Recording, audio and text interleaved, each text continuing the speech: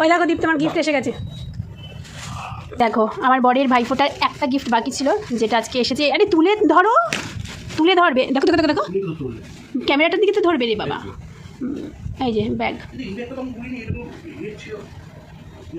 দেখি কাঁধে নাও, দেখি কীরকম লাগে তোমার। এই তো স্কুলে চলো, স্কুলে ভর্তি করে আসি।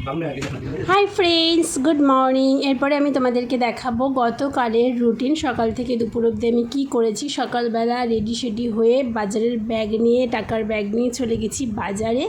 নিয়ে চলে এসেছি মাছ, নিয়ে চলে এসেছি সবজি।